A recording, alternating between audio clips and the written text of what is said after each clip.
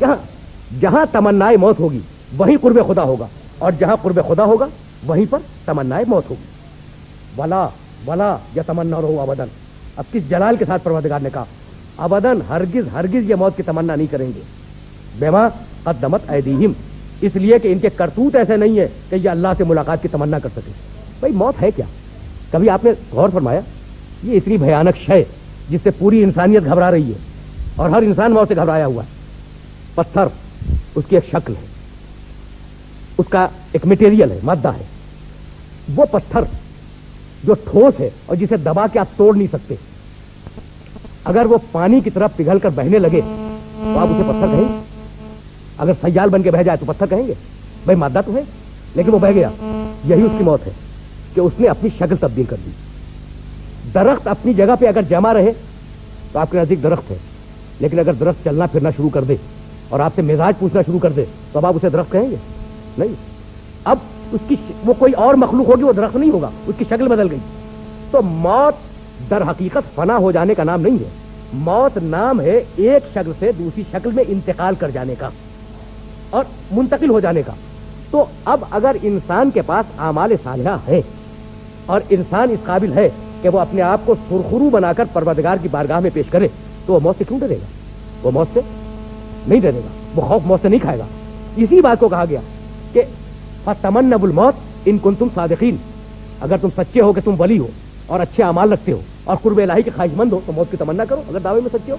और उसके बाद कमेंट्री दी अब कुरान ने, वला यतमन्ना रहो अबदन, ये हरगिज, अबदन का लफ्ज है, ये हरगिज हरगिज मौत की तमन्ना नहीं करेंगे। बेमा कद्दमत ऐदीहिम, इसलिए कि उनके हाथों ने, उनके आज़ा जवारे ने जो काम अंजाम दिए हैं वो अल्लाह से मुलाकात के काबिल नहीं है। वल्लाहु अलीमुन बिज़्ज़ालिमीन, और अल्लाह जालिमों को बहुत अच्छी तरह जानता है।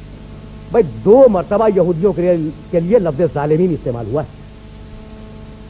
इस एक सूरे में 11 आयतों के एक सूरे में परवरदिगार ने 2 मरतबा यहूदियों के लिए लफ्ज़ ज़ालिमीन इस्तेमाल किया। मसलुल लज़ीना हुम्मिलुत तौरात सुम्मा लम यहमिलूहा कमसलिल हिमार यहमिलु अस्फारा बेसा मसलुल कौमिल लज़ीना कज़्ज़बू बिआयातिल्लाह वल्लाहु ला यहदिल कौमज़ ज़ालिमीन। ये यहूदी जालिम है। वला यतमन्नाहु अबदन बिमा कद्दमत ऐदीहिम वल्लाहु अलीमुन बिज़्ज़ालिमीन, ये यहूदी जालिम है। ये किस वक्त कहा? ये किस वक्त कहा? पैगंबर अकरम के विसाल के करीबी अहद में यह सूरा नाजिल हुआ। भाई 1500 साल गुजर गए या नहीं गुजर गए? खैबर से फलस्तीन तक यहूदी किरदार सिवाय जुल्म के कुछ नहीं रहा। यह है कुरान मजीद का मौजूदा, और यह है कुरान मजीद की मुस्तकबिल बीनी कि यहूदियत का मिजाज ही जुल्म है। तो वल्लाहु अलीमुन बिज़्ज़ालिमीन। अब सूरा आगे बढ़ रहा है, बहुत आहिस्ता आहिस्ता सूरा आगे बढ़ रहा है। कुल, अब इन्हें फिर चैलेंज करो और कह दो कि इन्नल मौत अल्लज़ी तफ़िरून मिन्हु फ़इन्नहु मुलाक़ीकुम, वो मौत जिसे तुम फिरार करके भाग रहे हो एक न एक दिन तुमसे टकराएगी और तुमसे मुलाकात करेगी, और तुम आलिमुल गैब व शहादा की बारगाह में पलटाए जाओगे, और वो आलिमुल गैब व शहादा तुम्हारे सारे करतूत तुम्हारे सामने बयान करेगा और तुम्हें जतलाएगा कि तुमने ये किया और ये किया और ये किया। भाई 3 फख्र थे ना, और उन तीनों फखरों को तोड़ दिया। उनका पहला फख्र था कि इसराइल से बाहर नबी नहीं होगा, कहा ज़ालिका फज़लुल्लाह। उनका दूसरा फख्र यह था कि हमारे पास तौरात आई, कहा कि तुम इस काबिल नहीं हो कि तौरात को उठा सको। उनका तीसरा फख्र यह था कि हम अल्लाह के चहीते बंदे हैं, तोड़ दिया ये कहकर कि अगर चहीते बंदे हो तो मौत की तमन्ना करो। और अब चौथा और आखिरी फख्र कि अल्लाह ने हमें इतना मुअज़्ज़ज़ किया कि हमें एक दिन आराम के लिए और इबादत के लिए अता किया जिसका नाम है सब। उसके जवाब में 3 मुसलसल आयतें दी परवरदिगार ने सूरह जुमा के आखिर में कि या अय्युहल्लज़ीना आमनू इज़ा नूदिया लिस्सलाति मिन यौमिल जुमुअति फसअू इला ज़िक्रिल्लाह व ज़रुल बैअ ज़ालिकुम खैरुल लकुम इन कुंतुम तालमून। ऐ ईमान लाने वालों, जब तुम्हें निदा दी जाए जुमे के दिन नमाज के लिए तो फसअू इला ज़िक्रिल्लाह, जिक्र खुदा की तरफ दौड़ो, व ज़रुल बैअ, और अपनी खरीदो फरोख्त को और अपनी तिजारत को बंद कर दो। अगर तुम जानते हो, अगर तुम्हें मालूम हो जाए तो ये अमल तुम्हारे लिए इंतहाई खैर है। फ़ैज़ा क़ुज़ियतिस सलात फ़ंतशिरू फ़िल अर्ज़, और जब नमाज खत्म हो जाए जमीन में फैल जाओ। वब्तगू मिन फ़ज़लिल्लाह, और अल्लाह का फजल तलाश करो। वज़्कुरुल्लाह कसीरा, और उस वक्त भी जिक्र खुदा करते रहो। लअल्लकुम तुफ़्लिहून, ताकि तुम्हें फलाह और नजात मिल जाए। वइज़ा रअौ तिजारतन औ लहवन इनफ़ज़्ज़ू इलैहा वतरकूका क़ाइमा क़ुल मा इंदल्लाहि खैरुम मिनल लहव व मिनत तिजारा वल्लाहु खैरुर राज़िक़ीन। ये अजीब लोग हैं कि जब तिजारत या लहव देखते हैं तो तुझे खड़ा हुआ छोड़ देते हैं। कुल, उनसे कह दे कि अल्लाह के पास जो है वो तिजारत से और लहव से बहुत बेहतर है। वल्लाहु, واللہ خیر الرازقین، اور اللہ بہترین رزق دینے والا ہے۔ تو چاروں بنیادیں فخر کی جو یہودیت میں تھی، ان چاروں کو اس سورے کے اندر توڑ دیا گیا۔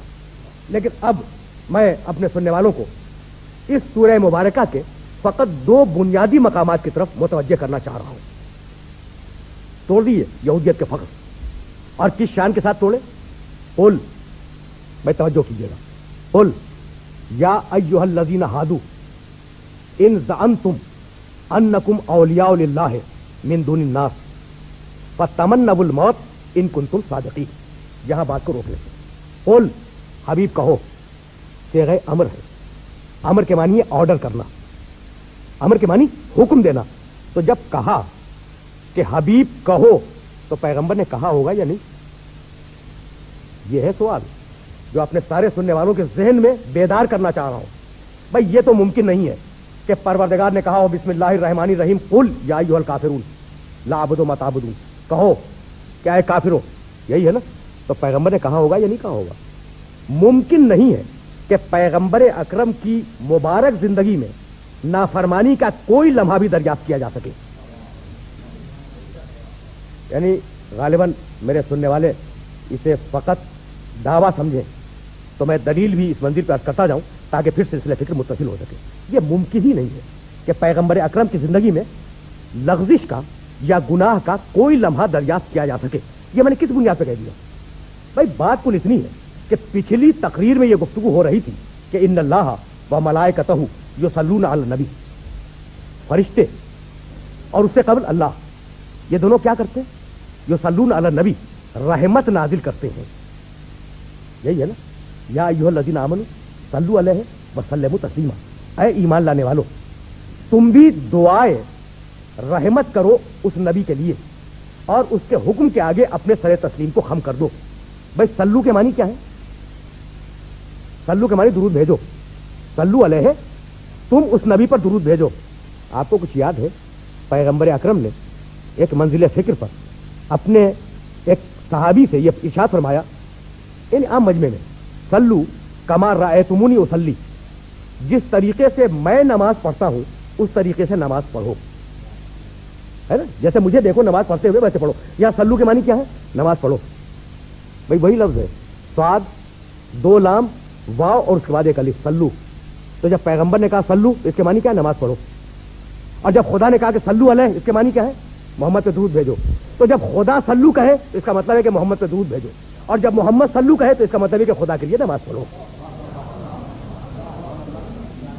یعنی غور کرنے کی باتیں ہیں جس طریقے سے میں بات کو واضح کرنا چاہ رہا ہوں۔ تو صلو علیہ وسلموا تسلیما، کیوں صلو علیہ؟ بھائی کیوں اس پر درود بھیجو پیغمبر پر؟ اس لیے کہ خدا بھی درود بھیج رہا ہے اور اس کے فرشتے بھی درود بھیج رہے ہیں۔ بھائی یہ درود بھیجنے کے معنی کیا ہے؟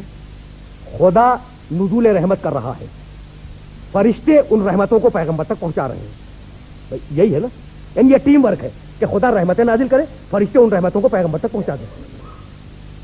بھائی توجہ رکھیے گا، اس لیے کہ جملہ ذہن میں محفوظ رہے کہ امکان نہیں ہے پیغمبر اکرم کی زندگی میں نافرمانی کا۔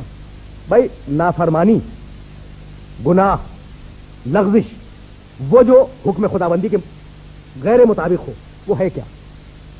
خدا نے کہا نماز پڑھو، نعوذ باللہ ہم نے نماز نہیں پڑھی، تو ہم خدا کے غضب کا شکار ہوئے یا نہیں ہوئے؟ ہے نا؟ خدا نے کہا روزہ رکھو، ہم نے روزہ نہیں رکھا، خدا کے غضب کے شکار ہو گئے۔ تو لغزش ہو یا نافرمانی ہو یا گناہ ہو، اس کا مفہوم کیا ہے؟ کہ انسان خدا کے غضب کا شکار ہو جائے۔ تو لغزش جہاں ہوگی وہاں خدا کا غضب ہوگا، جہاں نافرمانی ہوگی وہاں خدا کا غضب ہوگا، جہاں گناہ ہوگا وہاں خدا کا غضب ہوگا۔ اور جس کی پوری زندگی اللہ کے دائرے رحمت میں گزر رہی ہو وہاں غضب کے داخل ہونے کا امکان ہی نہیں ہے، امکان ہی نہیں ہے کہ اللہ کا غضب کہیں سے داخل ہو سکے، اس لیے کہ اس کی پوری زندگی اللہ کے دائرے رحمت کے اندر ہے۔ تو اللہ رحمتوں کو نازل کر رہا ہے، فرشتے رحمتوں کو پیغمبر تک پہنچا رہے ہیں۔ بھائی تو ہمارا کنٹریبیوشن کیا ہے؟ صلو یا ایھا الذین آمنوا صلوا علیہ وسلموا تسلیما، یہ ہے دعا۔ ہم اس کے ترقی درجات کے لیے، اس کی بلندی کے لیے دعا مانگ رہے ہیں کہ پروردگارہ تو اپنی رحمتیں اس پر مسلسل نازل فرماتا رہ۔